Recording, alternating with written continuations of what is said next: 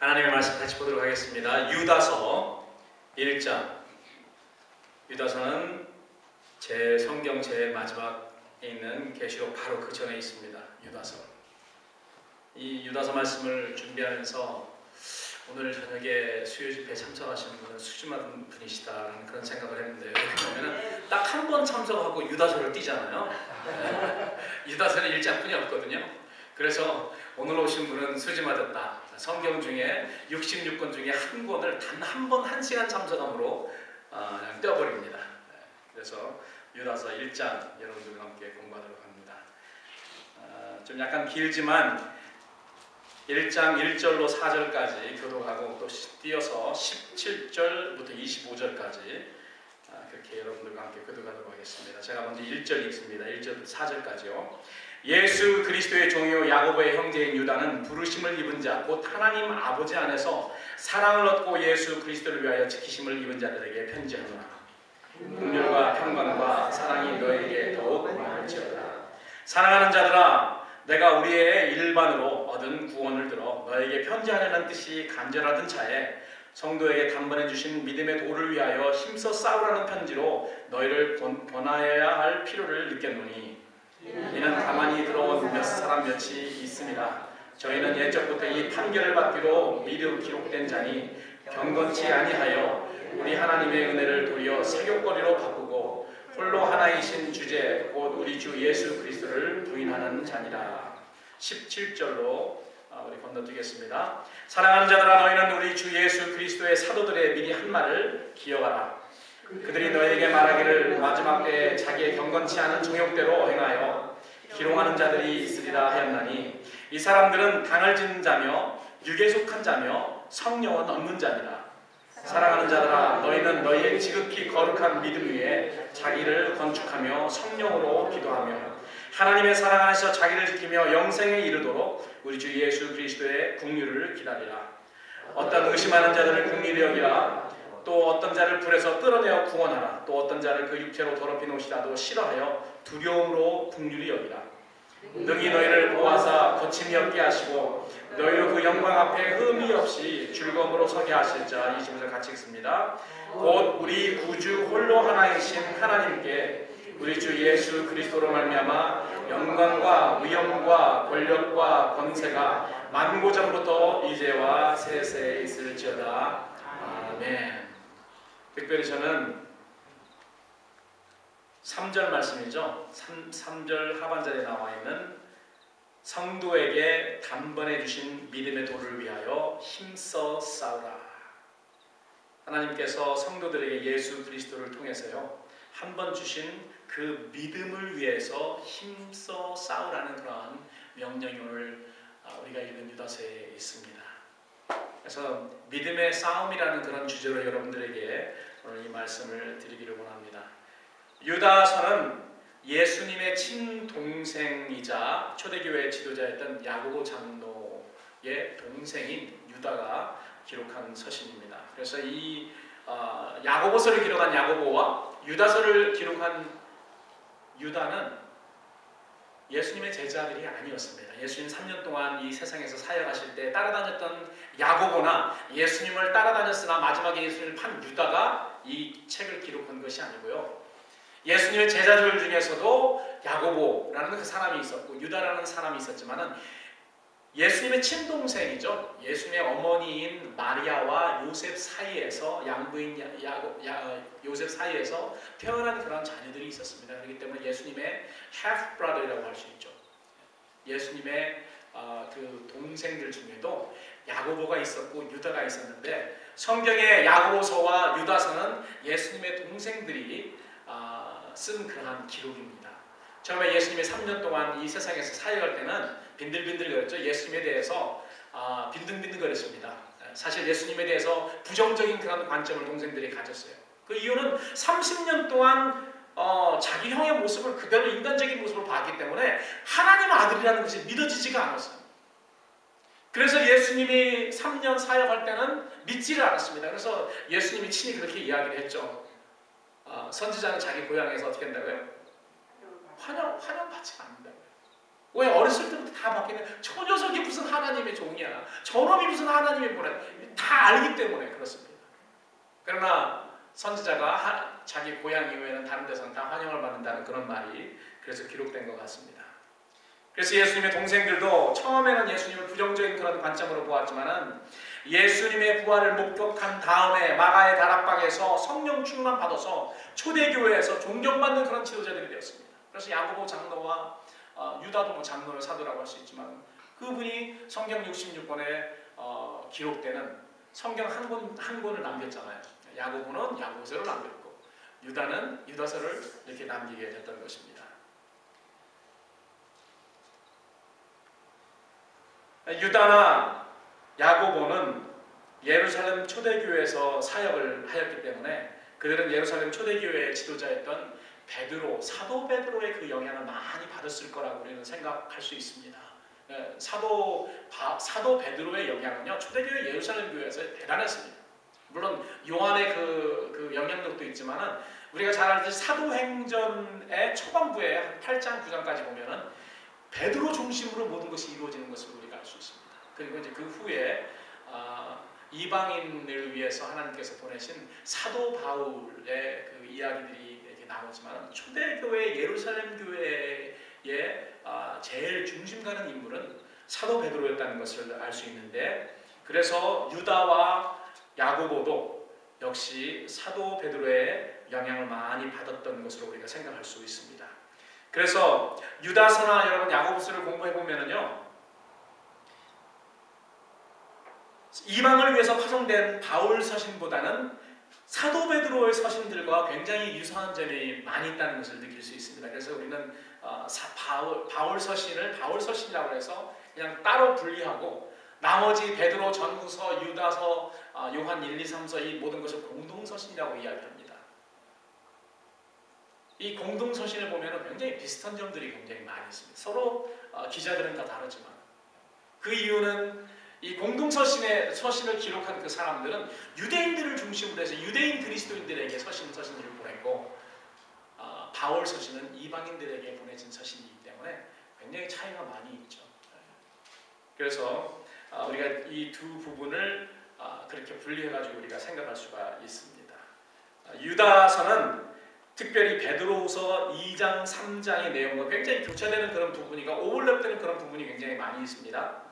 특별히 성령으로 충만하고 사랑의 행실로 충만하였던 그런 교회가, 초대교회가 세월이 지나가면서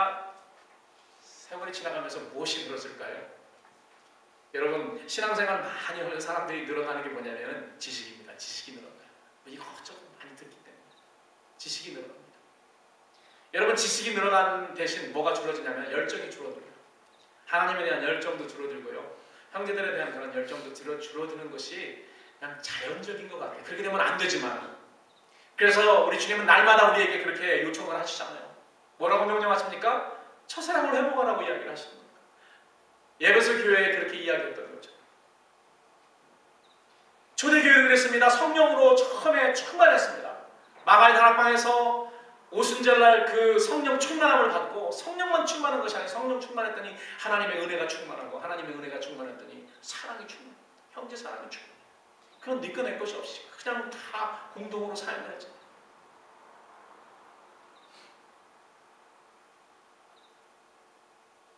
그런 성령과 사랑과 은혜로 사랑의 행실로 충만했던 초대교회가 세월이 지나감에 따라 지식이 늘어납니다.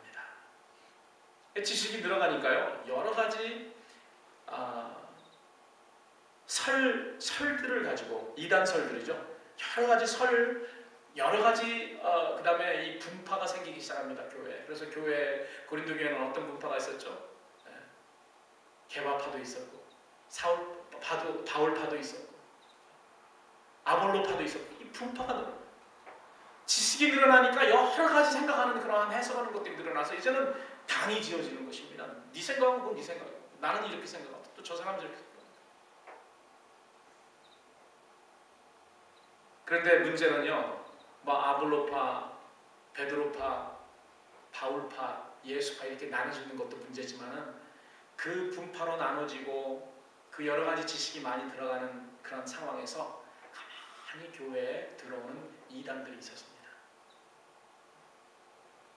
그 이단설을 가지고 가만히 교회로 들어와 성도들을 타락시키는, 여기에 보니까 세욕으로 인해서 육체적으로 타락하게 만드는 그러한 이단설들을 가지고 들어오는 그런 파들도 있었다는 것입니다.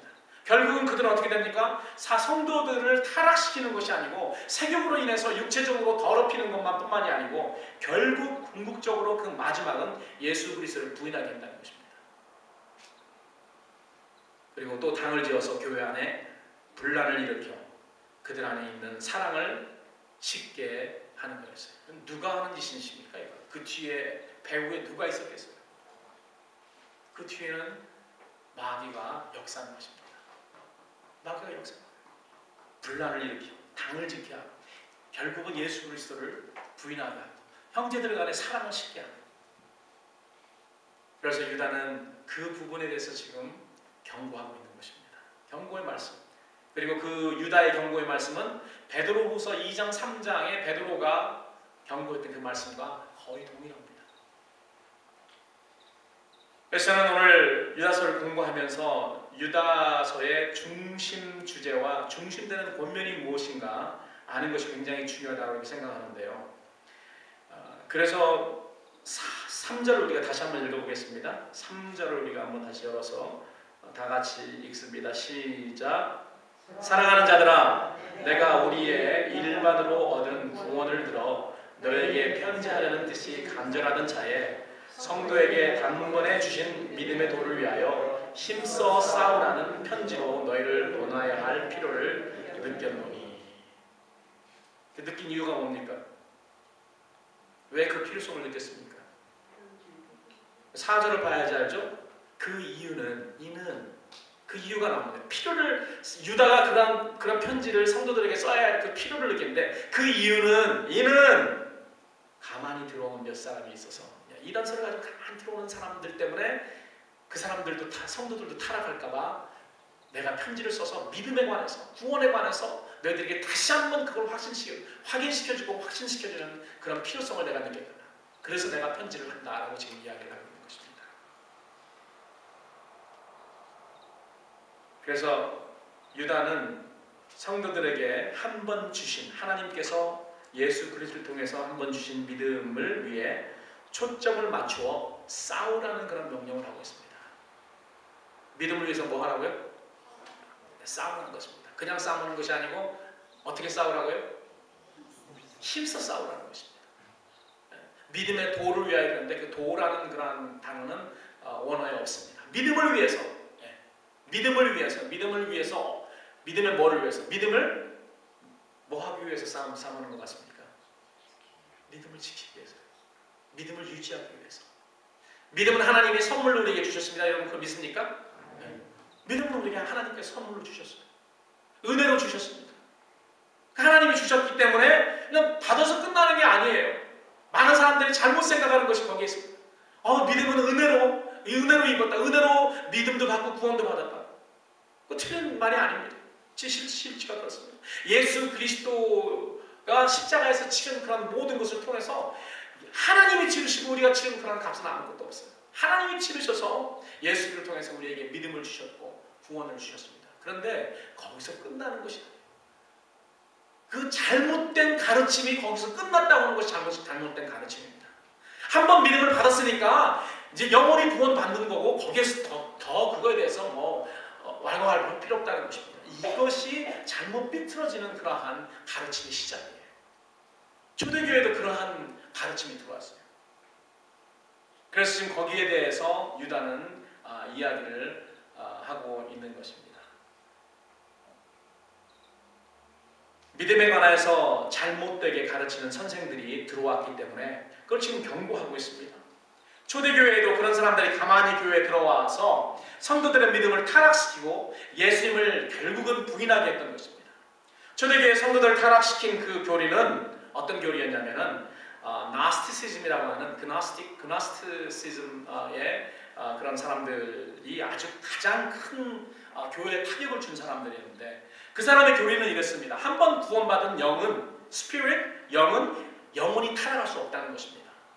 이 사람들은 그 헬라의 그 철학을 바탕으로 이런 것을 했기 때문에 이 말을 들으면 진짜 그럴듯하고 복음의 그 간단한 그런 원리에 비해서 굉장히 복잡하면서 굉장히 철학적입니다. 그렇기 때문에 사람들이 뻥 가는 거예요. 그 말을 들으면.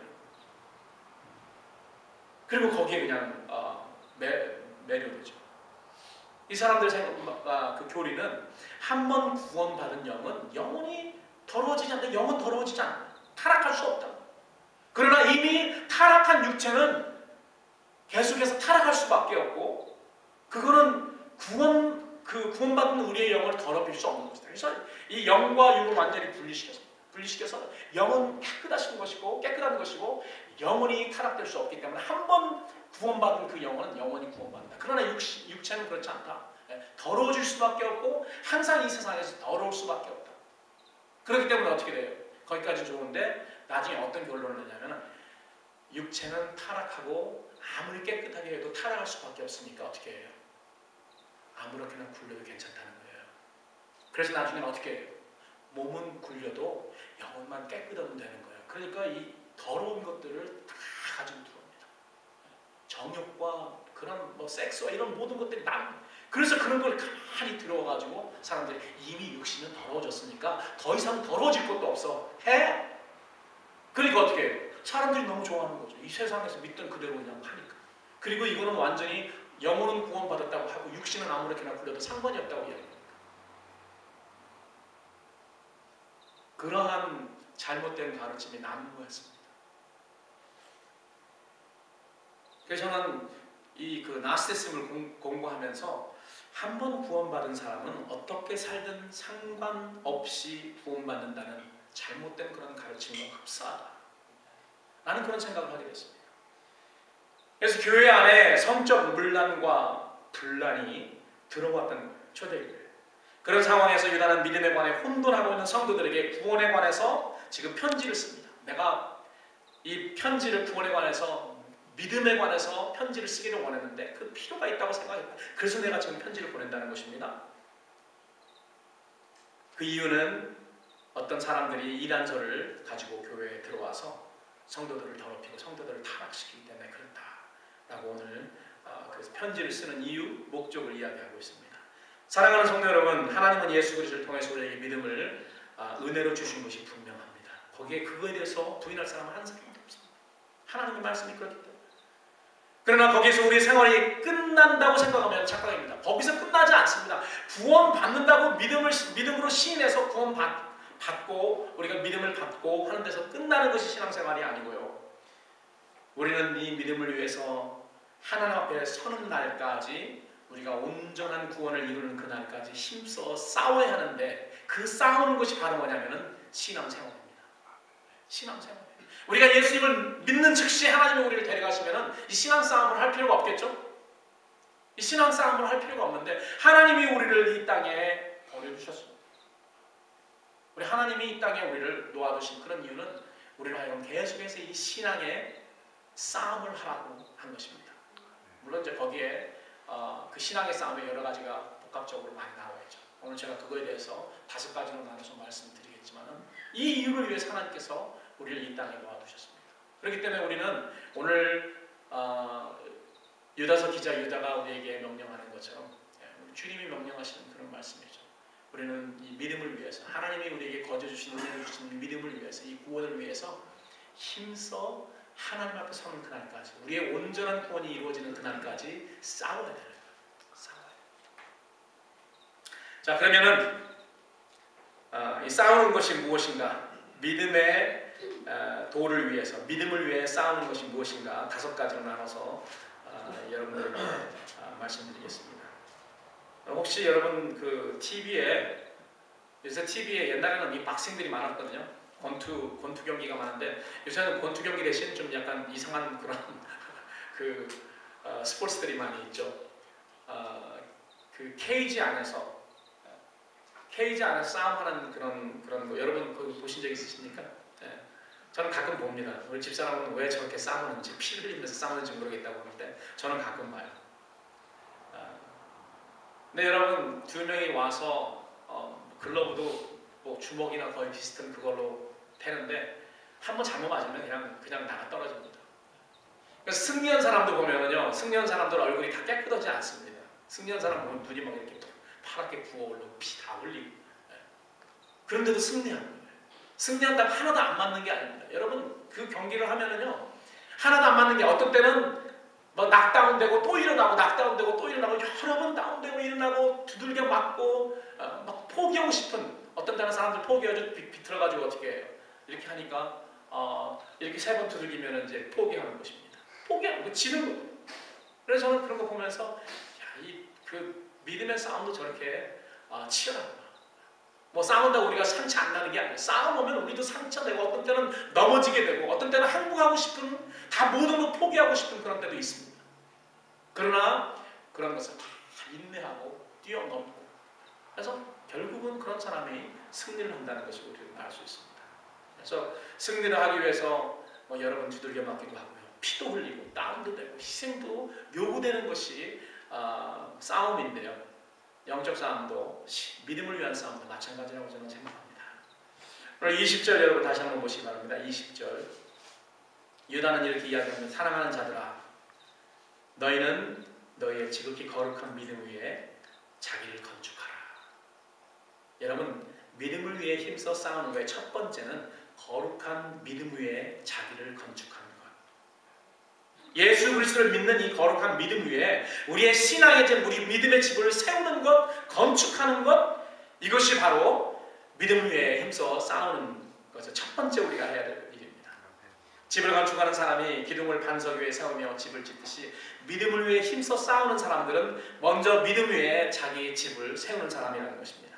거룩한 믿음 위에 자기를 건축한다는 것은 우리 주님께서 마태복음 7장 후반에서 말씀하신 비유의 말씀처럼 예수 그리스도의 말씀을 듣는 것을 말합니다. 믿음의 집은 예수 그리스도를 통해 나오는 하나님의 말씀을 들음으로 세워집니다. 어떤 상황에서든 흔들리지 않고 무너지지 않는 집을 지으려면 말씀을 듣고 어떻게 해야 되죠? 말씀을 듣고 말씀을 듣고 순종해야 됩니다. 마태복음 10장에 보면은 두 부류의 사람이 있습니다. 하나는 모래 위에 집을 짓는 사람이고 하나는 반석 위에 집을 짓는 자입니다. 그 사람의 유사점은 뭐냐면 두 명 다 집을 짓는 건데 한 사람은 반석 위에 한 사람은 모래 위에 짓습니다. 예수님은 그 사람들을 어떻게 이야기하냐? 두 사람 다 나의 말을 듣는다는 거예요. 예수님의 말을 듣는 사람은 하여튼 믿음의 집을 짓는 사람이에요. 근데 한 부류는 반석 위에 한 부류는 모래 위에 짓어요. 처음에는 똑같습니다. 순종하는 사람이나 순종하지 않는 사람이나 오늘 주님 앞에 나와서 예배를 통해서 하나님의 말씀을 듣는 사람은 다 똑같아요.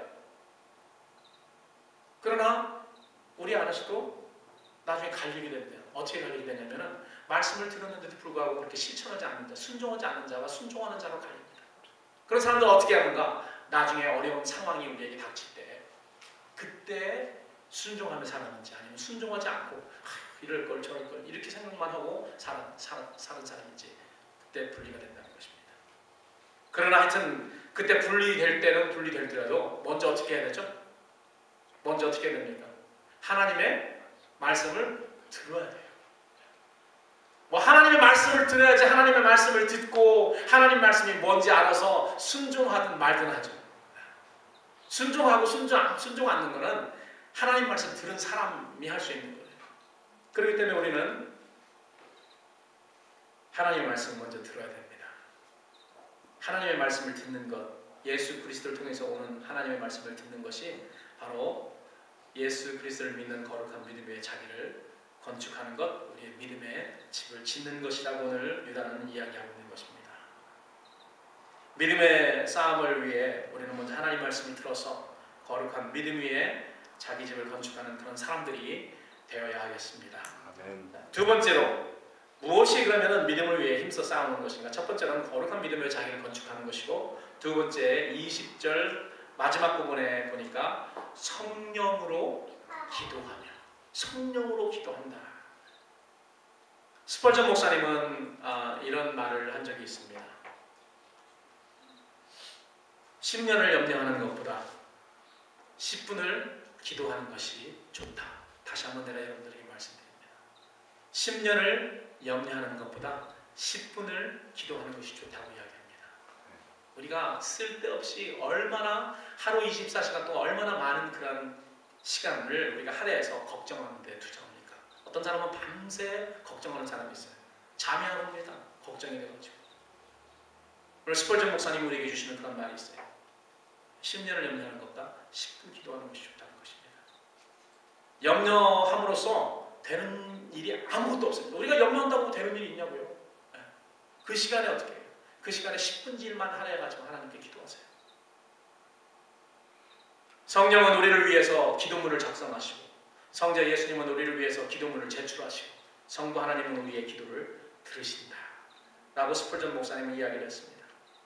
성삼위일체께서 우리의 기도를 도우시는데 우리가 기도를 못하는 이유가 무엇이냐라고 스펄전은 반문했습니다. 우리의 기도는 성령을 의지하여 우리 하나님께 드립니다. 기도라는 것 그 자체가 세상에 속한 일이 아니기 때문에 성령을 의지해야 된다는 그런 말이죠. 저는 유다가 마가의 오순절날 마가의 다락방에 있었던 120명 문도 중에 한 사람이라고 생각합니다. 왜? 예수님의 어머니와 예수님의 형제들과 예수님의 제자들과를 포함해서 120명이 거기 있었기 때문에 야고보나 유다가 분명히 그 오순절날 그 마가의 다락방에 있었던 120명 중에 한 명입니다. 그렇기 때문에 우리가 잘 알듯이 사도행전에 보면 120명 전부가 다 뭘 받았습니까? 성령을 받았잖아요. 성령 강림하실 때 성령을 받아서 120명이 다 어떻게 했어요? 다 방언을 했습니다. 영적인 기도를 했어요. 사도 바울이 고린도전서 14장에서 말했던 것처럼 우리는 우리의 마음에 있는 기도의 제목으로 우리의 언어를 사용해서 영어면 영어, 한국말이면 한국말, 중국말이면 중국말 우리의 언어를 사용해서 기도해야 됩니다. 그것뿐만이 아니고요. 또 그건 우리의 마음에 있는 우리가 알고 있는 기도의 제목이지만은 또 성령님께서 원하시는 그런 기도의 제목이 있습니다. 우리는 모르지만은 성령님이 윤목사야 너는 그 기도보다 이 기도를 먼저 해야 된다 라고 알려주시는 그런 기도가 있어요. 그런 기도 제목이 있습니다. 그런데 그런 기도의 제목을 우리는 잘 몰라요. 그렇기 때문에 성령님께서 우리 혀를 사용해서 우리가 꼭 이 시간에 해야 될 그 기도를 하게 하시는 것이 방언 기도입니다. 로마서 8장 26절 우리가 잘 아는 그런 구절인데 사도 바울은 이렇게 이야기를 합니다. 우리가 마땅히 빌 바를 알지 못하나 우리의 연약함으로 인해서요 우리는 하나님의 그 깊은 것을 통달하지 못하기 때문에 알지를 못합니다. 그래서 우리가 마땅히 빌 그러한 기도 제목을 알지를 못해서 우리가 그렇게 기도하지 못합니다. 우리가 마땅히 빌 바를 알지 못하나 오직 성령이 말할 수 없는 탄식으로 우리를 위해서 친히 간구하신다. 어떻게 간구하시냐면은 우리의 혀를 사용해서 간구를 하십니다. 우리는 그 기도가 무엇인지 몰라요. 그러나 성령님은 아셔서 우리의 혀를 사용해서 우리로 하여금 기도하게 하십니다. 그렇게 함으로써 우리가 우리의 연약함을 도우신다고 로마서 8장 26절 통해서 우리에게 이야기를 하셨습니다. 그 의미는 우리가 우리의 연약함으로 인해 마땅히 기도해야 될 제목을 모르기 때문에 성령께서 우리의 혀를 움직이셔서 우리를 위해 친히 간구하신다는 그런 의미로 우리가 해석할 수 있습니다. 그래서 그런지 방언이라는 헬라어 원어는 글로사라고 하는 혀라는 그런 이야기입니다. 혀. 방언이라고 이렇게 번역된 그 말은 글로사라고 해서 혀입니다. 혀. 하나님께서 우리 혀를 사용하셔서 친히 성령님께서 우리의 혀를 사용해서 기도하는 것이기 때문에 그렇습니다. 그래서 우리는 우리의 기도가 성령의 인도함을 받는 기도가 되기를 사모해야 됩니다. 아멘. 그리고 성령께 우리의 기도를 전폭 맡게 됩니다. 그래서 오늘 유다는 그렇게 이야기합니다. 성령으로 기도하라는 것입니다. 성령으로 기도. 이것이 바로 믿음의 싸움을 하는 것 중에 하나입니다. 기도를 하되 성령으로 기도하는 것은 우리의 믿음의 싸움을 하는 것 중에 하나다라는 것을 알 수 있고요. 세 번째, 우리가 믿음의 싸움을 하기 위해서 어떻게 해야 되나? 21절 여러분 보시기 바랍니다. 하나님의 사랑 안에서 자기를 지키며. 하나님 사랑 안에서 자기를 지킨다. 나를 지킨다는 게 뭘 지킨다는 것 같습니까? 뭘 지키는 겁니까? 우리의 뭐 마음도 지키지만 우리의 믿음을 지키는 거죠. 우리의 믿음을 지키는 것이 가장 중요해요. 우리의 원수는 어떻게 합니까? 우리의 믿음을 무너뜨립니다. 우리의 믿음을 무너뜨리면 뭐가 무너집니까? 우리의 구원이 무너져요. 믿음은 구원을 구원은 믿음을 통해서 들어왔기 때문에 우리의 믿음이 떨어지면 어떻게 해요? 구원이 그냥 무너집니다. 우리가 구원을 온전히 이루려면 이 땅에 사는 동안 믿음을 굳건히 지켜야 됩니다. 하나님 앞에 설 때까지 지켜야 돼요. 반평생만 지켜서 안 돼요. 평생 지켜야 됩니다. 믿음이 무너지면 어떻게 해요? 그럼 구원이 그냥 무너집니다. 그렇기 때문에 10년만 믿어서 되는 것이 아니고 평생 믿어야 됩니다. 그래서 우리의 원수 마귀는 우리의 믿음을 어떻게든지 떨어져요. 여러 상황을 동원해서요. 여러 어려움과 여러 상황을 동원해서 믿음을 흔듭니다. 믿음을 흔들어서 믿음을 땅에 떨어뜨리면 어떻게 해요? 그러면 그 사람 구원은 자연히 그냥 다 흐트러져 버립니다. 다 흘리기 때문에 그렇습니다. 그래서 오늘 유다는 우리에게 그렇게 이야기합니다. 하나님 사랑 안에서 너희를 지켜라. 너희 믿음을 지키라는 것입니다. 믿음의 싸움은 성도들이 믿음을 통해 받는 이 구원을 빼앗기 위해 믿음을 무너뜨리려고 하는 마귀의 집요한 공격으로부터 그 믿음을 지키는 것입니다. 우리가 지켜야 될 그 믿음은 무엇입니까? 예수 그리스도를 통해서 우리에게 보여준 하나님의 사랑, 신실하신 하나님의 사랑을 우리는 어떤 상황에서든 신실하게 믿고 의지해야 합니다. 여러분 그걸 우리가 잘 압니다. 우리가 하나님의 사랑에서 사랑 안에서 우리의 믿음을 지키라고 하셨는데요. 여러분 우리의 믿음은 뭐냐면 하나님은 나를 사랑하신다. 이 근본적인 것입니다. 우리의 믿음에 하나님은 사랑이시다. 내가 비록 어려운 상황에 있지만 하나님은 신실하셔서 결국은 좋은 곳으로 나에게 주시고 결국은 나를 지켜주시고 보호해 주신다라는 그런 믿음이 확보해야 되는 것입니다. 그래서 하나님 사랑 안에서 하나님의 신실한 그 사랑을 붙들라는 것입니다. 하나님이 나를 사랑하지 않는다라고 우리의 마음속에 들어오는 그런 의심, 이런 모든 것들은요 나중에 믿음이 떨어져 하나님의 사랑이라는 그런 믿음이 떨어집니다. 그리고 완전히 구원을 잃어버리는 것입니다. 그래서 오늘 유다는 하나님의 사랑 안에서 너희를 지키라, 너희 믿음을 지키라고 이야기하는 것입니다. 그거를 우리의 원수도 알아요. 알기 때문에 어떻게 합니까? 이 성도들에게 하나님이 정말 나를 사랑하시나? 하나님이 사랑이신가? 나를 의심하게 만들려면 어떤 거가 제일 좋을 것 같아요? 반대로 한번 생각해 보자고요. 우리가 마귀의 입장에 한번 서보세요. 어떻게 해야 저 사람들을 쓰러뜨릴 수 있겠습니까? 어떻게 해야지 그리스도인들을 쓰러뜨릴 수 있을 것 같아요? 하나님은 사랑이시다, 하나님은 나를 사랑하신다라는 것을 의심하게 만들면 됩니다. 그러면 믿음이 떨어지고 구원이 다 그냥 믿음이 다 그냥 줄줄 새버립니다. 구원이. 그래서 우리에게 어려움을 주는 거예요. 여러분 마귀가 어떠한 상황이든지 어떤 어려움이든지 자기 원하는 대로 동원할 수 있을까요? 없을까요? 여러분 있다고 생각합니까? 없다고 생각합니까? 엄 목사님 삶에 마귀가 원하면 어려운 상황을 가져올 수 있다고 생각합니까? 없다고 생각합니까? 엄 목사님 없다고 생각합니까? 당연히 있습니다. 그거를 청구할 수 있는 청구권이 마귀에게는 있어요. 청구권이 있어요. 여러분 욥기서를 보면 알잖아요. 욥기서에서 보면 마귀가 하나님 앞에 가가지고 하나님 이렇게 해가지고 한번 이런 어려움을 한번 줘봅시다. 내가 청구합니다. 한번 내가 시험할 수 있도록 나한테 주십시오. 하나님이 허락하세요. 청구권이 있기 때문에. 왜 그 법정에서 검사가 그 진행을 위해서 판사한테 뭘 요청을 하잖아. 증거로 이런 증거 이런 거 요청합니다. 그럼 판사가 어떻게 해요? 그래 가져와. 이런 것처럼 청구권이 있기 때문에 요청할 수 있습니다. 그래서 어떻게 해요? 한승훈 집사님 믿음을 흔들기 위해서 어려운 상황을 주십니다. 어려운 상황을 확 줘요. 그러면 어떻게 됩니까? 믿음이 연약한 사람은 하나님이 나를 사랑하시는 거예요.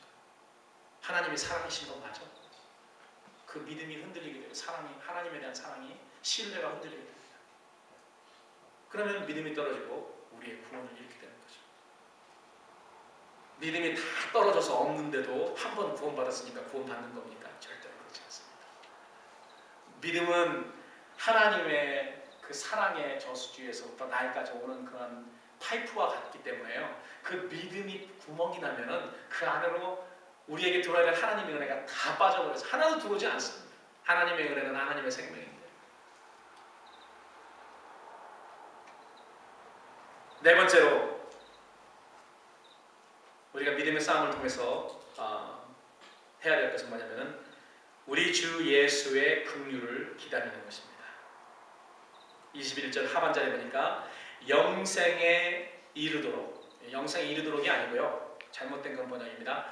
영생에 이르기까지입니다. 하나님 앞에 서는 그날까지, 영생에 이르기까지 우리 주 예수 그리스도의 긍휼을 기다리는 것이에요. 기다리는 것이 무슨 싸움인가? 여러분 그렇게 생각할 수 있죠.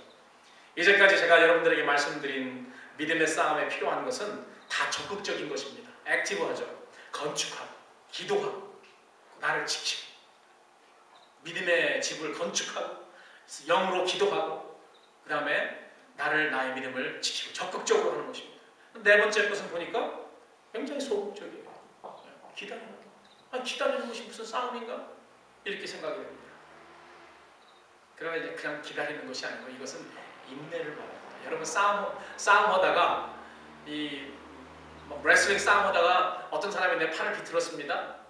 그거 참지 못하면 어떻게 해요? 이 금방 막 잘하던 사람들이 이 싸움을 보니까요, 금방 잘하던 사람, 이기고 있는 그런 사람도 갑자기 어떤 실수로 탁 잡히니까 그냥 항복해버려요. 참지 못해요. 팔이 부러질 것 같으니까, 다리가 부러질 것 같으니까 금방 항복해버려요. 여기 기다리라는 거는요, 그런 소극적인 것이 아니고요, 항복하지 말라는 것입니다. 팔이 부러져도 항복하지 말라는 거예요. 그래서 저는 개인적으로 나의 믿음의 집을 건축하고 영으로 기도하고 나의 믿음을 적극적으로 지키고, 이거보다 더 힘든 거가 이 기다리라는 영역이거든요.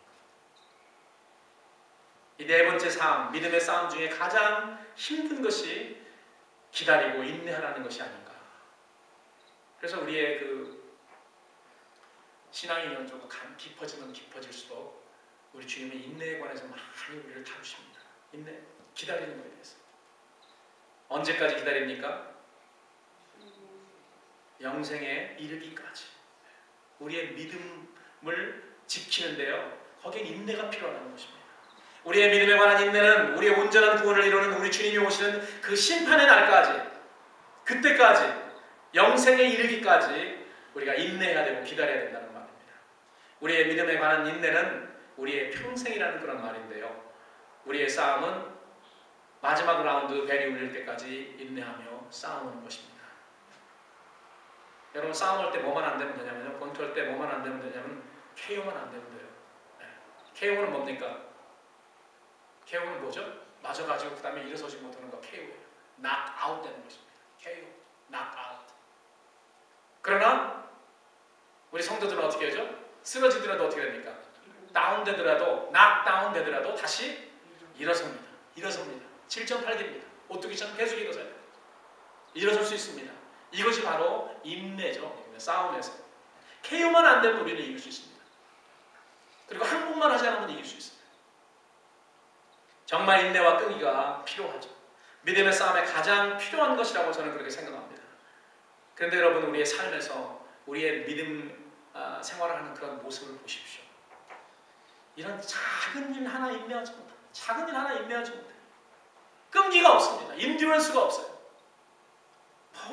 오늘은 뭐 이것 때문에 뭐 이유가 많습니다. 인내하지 못하고 끈기로 이겨내지 못합니다. 여러분, 우리의 삶에서 우리가 매일 대면하는 그런 작은 싸움에서 인내하지 못하고 끈기로 이겨내지 못하면 여러분, 이 큰 싸움, 우리의 생명이 달려있는, 영생이 달려있는 이 싸움에서 어떻게 우리가 이길 수 있겠습니까? 작은 여러 가지 싸움들 중에서 우리가 인내하고 이겨내는 사람과 인간 관계에서도 이런 것을 이겨낼 수 있는 그런 사람, 그런 사람들이 큰 싸움에서 이겨낼 수 있는 것입니다. 마지막으로 이 믿음의 도를 위해 싸우는 것은 내 믿음, 나의 구원만을 위해서 싸우는 것이 아니라는 사실입니다. 그래서 이 싸움은 예수 그리스도의 몸인 교회 공동체를 위한 공동의 싸움이에요. 그래서 우리는 한 팀으로 싸움하는 거지 개인으로 싸움하는 것이 아닙니다. 그래서 나 홀로 나만 싸워서 이기면은 나만 혼자 서바이브하면 되는 것이 아니에요. 하나님께서 택하신 모든 백성들이 다 함께 이겨야, 공동체가 이겨야 되는 그런 싸움이기 때문에 그렇습니다. 그렇기 때문에 이 싸움을 싸우다가 낙오된 자, 상처 입은 자, 그런 사람들은 어떻게 해야 됩니까? 그런 사람들 일으켜 세워야 됩니다. 치료해줘야 됩니다. 돌봐줘야 돼요. 나 혼자만 살아서 되는 것이 아니기 때문에 그래요. 그래서 이런 싸움에 싸우다가 낙오된 자나 상처 입은 자를 도와주는 것을 우리는 목회다라고 이야기하고 사역이다라고 이야기를 합니다. 그런데 나 싸우기도 바쁜 믿음의 싸움 중에 낙오된 사람, 상처 입은 사람들을 우리가 어떻게 도울 수 있겠습니까? 바빠 죽겠는데. 거기에는 그들을 불쌍히 여기고 긍휼히 여기는 마음이 없으면 할 수 없습니다. 나 혼자 싸우기도 바빠 죽겠는데 지금 낙오된 자, 지쳐있는 자, 쓰러져 있는 자, 상처 입은 자, 그 사람에 대한 그런 사랑하는 마음과 동정하는 마음, 긍휼히 여기는 마음, 불쌍히 여기는 마음이 없으면은 내가 지금 막 총알 날라오는 거기서 그 사람들을 끄집어내가지고 할 그런 겨를이 없습니다. 그렇기 때문에 그들을 긍휼히 여기라는 것이죠. 긍휼히 여기.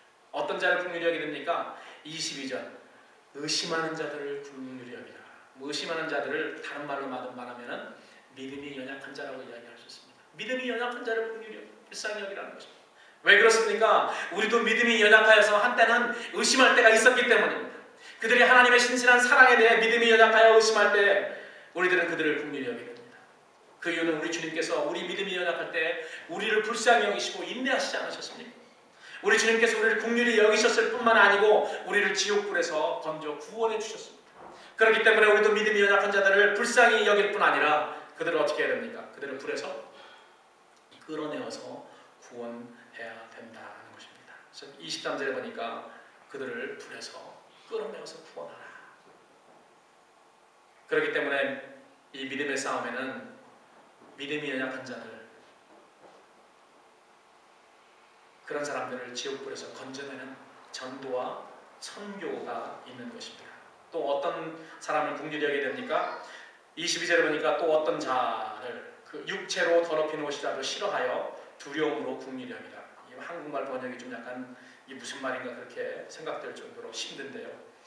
육체적으로 더럽힌 자들을 긍휼히 여겨야 된다는 그런 말입니다. 무지함과 실수로 인해서 마귀의 꼬임에 빠져서 또 이단설에 빠져서 믿음과 육체를 더럽힌 그런 사람들, 이들은 교회가 거부할 사람들이 아니라는 것이죠. 오히려 교회가 불쌍히 여기고 긍휼히 여겨서 구원하고 그 지옥불에서 구원해줘야 되는 그런 사람들이라는 것입니다. 그런데 중요한 것은 그들을 긍휼히 여기되 그들의 육체로 더럽힌 옷에 대해서 싫어하고 두려운 자세를 가지라는 것입니다. 바로 여기에 좀 육체로 더럽힌 옷이라도 싫어하여 두려움으로 긍휼히 여기라는 그런 말이 뭐냐면 그 이단설에 빠져가지고 잘못된 그런 사람들, 더러워진 그런 사람들을 우리가 상대하고 그들을 긍휼히 여기고 도와줘야 되지만은 어떻게 됩니까? 조심하라는 거예요. 왜 조심하라는 거죠? 왜 조심해야 됩니까? 내가 전염될 수 있는 전염병 같은 거거든요. 그 전염병에 걸린 사람들을 도와주고 치료해야 되지만은 어떻게 해야 돼요? 잘못하면은 우리가 전염될 수 있다는 거예요. 그렇기 때문에 조심하라는 겁니다. 전염될까 두려워하는 것입니다. 그리고 그 병 자체, 이단설과 이런 모든 것들 어떻게 우리가 그 육체에 더럽힌 이런 모든 것은 우리가 미워해야 된다는 겁니다. 사람을 미워해야 되는 것이 아니고 그 잘못된 해석과 잘못된 그런 모든 설들을 미워해야 된다는 것입니다. 그게 바로 23절에 남아있는 그 말입니다. 잘못하면 전염될 수 있기 때문에 병원의 의사나 간호사에게 전달된 그런 경고처럼 전염병 걸린 환자들을 불쌍히 여겨서 그들을 돕고 치료해줘야 되지만 그들이 가지고 있는 전염병을 미워하고 두려워하는 자세로 그렇게 하라는 그런 말입니다. 우리가 두려워하거나 조심하는 자세를 가지지 않으면 그들을 구하려다가 우리도 다칠 수 있기 때문에 그렇습니다. 결론의 말씀을 맺겠습니다. 마지막으로 우리가 알아야 될 중요한 사항이 있습니다. 우리가 이렇게 힘써 믿음의 싸움, 믿음의 도를 위해서 우리가 힘써 싸워야 함에도 불구하고 궁극적으로 우리를 보호하시고 우리로 구원받는데 아무 방해물이 없게 하시고 거침없게 하시고 영원한 영광 앞에 흠이 없이 즐거움으로 우리를 서게 하실 분은 누구십니까? 하나님이십니다. 우리 하나님만이 그것도 하실 수 있어요. 그래서 이것도 아니고 저것도 아닌 것이 아니고 우리가 해야 될 분이 있습니다. 분명히 우리는 싸움에 하나님 앞에 서는 날까지 싸움을 해야 됩니다. 계속. 그러나 우리가 잊지 말아야 될 것은 궁극적으로 우리를 보호해 주시고 우리를 그 영원한 영광 앞에 설 수 있도록 하시는 분은 하나님이시다. 우리 주님이시다. 이것을 우리는 잊으면 안 됩니다. 이것을 만약에 우리가 잊으면서 우리가 열심히 힘써 싸우는 것만 만약에 한다면 그것은 행위의 구원이 됩니다. 그렇지 않습니다. 절대 그렇지 않습니다. 그렇기 때문에 우리는 항상 겸손해서 우리를 궁극적으로 보호하시고 그 영광에 서게 하실 분은 하나님이시다. 우리 주님이시라는 것을 알고 항상 하나님 앞에서 겸손하고 하나님의 은혜 보좌 앞에 나와서 항상 엎드려서 하나님의 은혜를 간구하고 공급받고 하나님이 공급하시는 그 힘으로 우리는 싸움을 그리고 우리를 보호하시고 우리를 영광 앞에 서게 하실 그 하나님 앞에 나와서 감사함으로 날마다 예배를 통해서 찬양하고 감사함을 올려야 되는 것입니다. 이것이 바로 우리가 싸워야 될 믿음의 싸움입니다. 사랑하는 성도 여러분, 오늘 이 밤에도 이 믿음의 싸움에서 우리로 승리할 수 있도록 보호해주고 인도해 주시는 주님의 은혜를 공급받기 위해서 주님의 은혜의 보호자 앞에 나와 주님께 간구함으로 승리의 원천되는 우리 주님의 은혜를 공급받고 믿음의 싸움에 승리하시는 여러분들이 되시기를 우리 주님의 이름으로 간절히